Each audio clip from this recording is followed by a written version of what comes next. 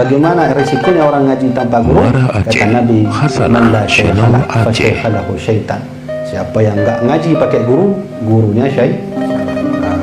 Maka salah seorang ulama, laulal isnad, kalau bukan kita ngaji karena silsilah sanad keilmuan, laqala ma syaa man syaa. Sungguh orang enak saja mengolah agamanya sendiri. Maka mengajilah dengan bersanad.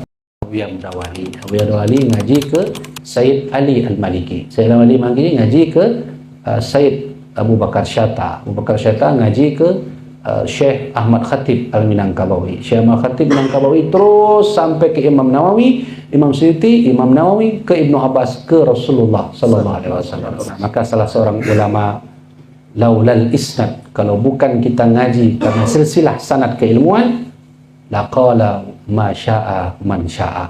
Sungguh orang enak saja mengolah agamanya sendiri. Maka mengajilah dengan bersanad, tersambung sanadnya. Kalau Wahabi terputus pada Syekh Albani.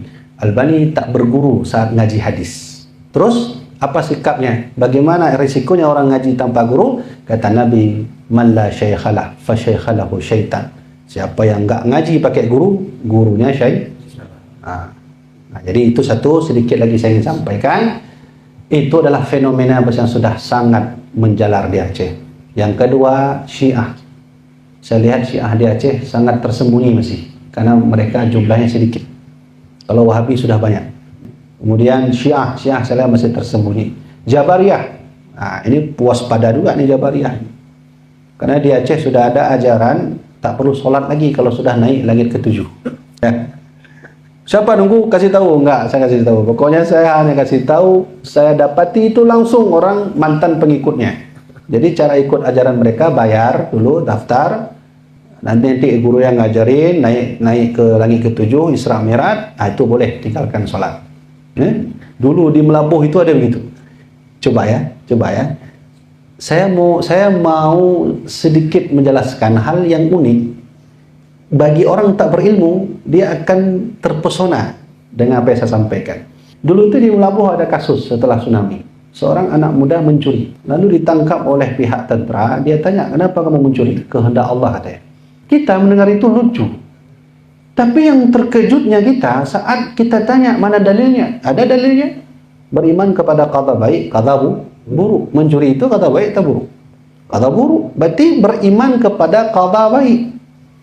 Artinya mencuri itu juga qada dan kudrat Allah. Berarti boleh mencuri? Oh, boleh, ngapa? Kita orang awam kan terpesona itu. Oh iya juga ya. Kalau dah iya juga ada habis. Sudah. Jadi karena tentara itu tak bisa jawab, dia panggil Tengku Dayak, guru Dayak. Datanglah guru Dayak itu, dia bilang, oh mudah sekali katanya. Dia bilang, hai, duduk. Kamu bilang coba ulang lagi kayak tadi kan? Oh, dia ulanglah kata anak muda itu, bahwa mencuri itu adalah qada buruk dari Allah yang harus kita beriman. Oh, ya udah. Kata guru Daya itu, tinggal pilih aja. Ini dua-duanya qada dari Allah. Kamu mau saya tonjok atau mau saya bunuh pakai pisau ni? Ini dua-dua qada dari Allah. Pilih coba. Terdiamlah murid tadi itu, anak muda tadi. Disitulah dia tobat.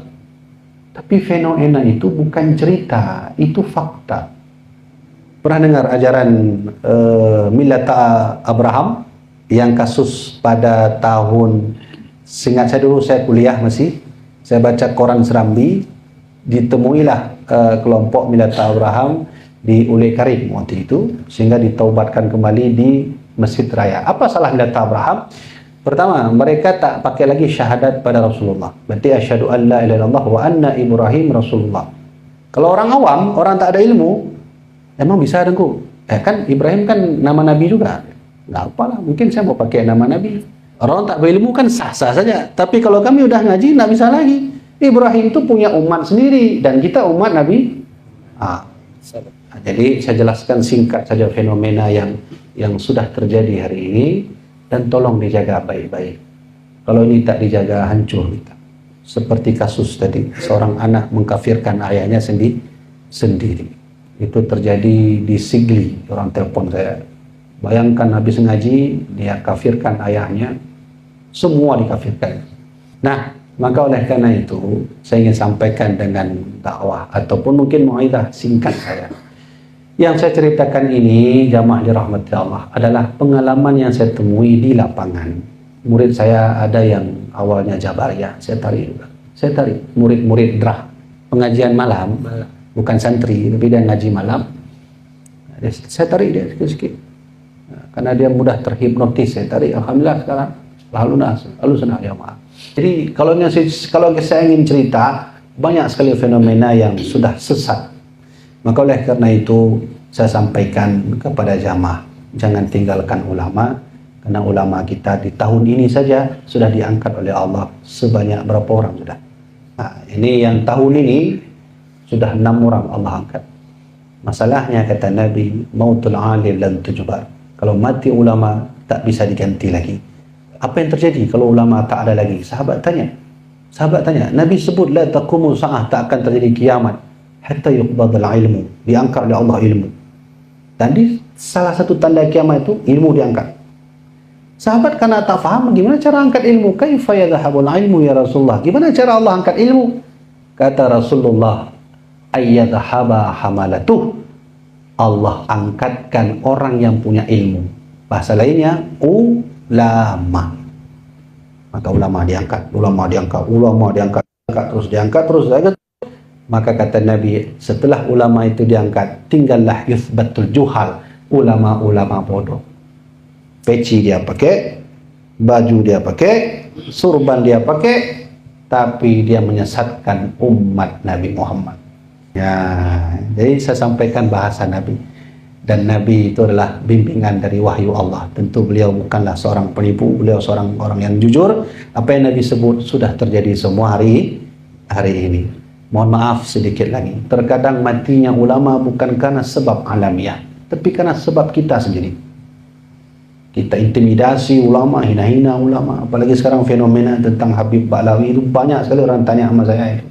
Gimana itu tunggu Habib Ba'lawi itu macam? Jadi orang tanya sama saya, gimana jawabannya? Itu kalau Habib Ba'lawi itu benar, itu tanggung jawab besok. Janganlah menyibukkan diri yang tidak ada manfaatnya.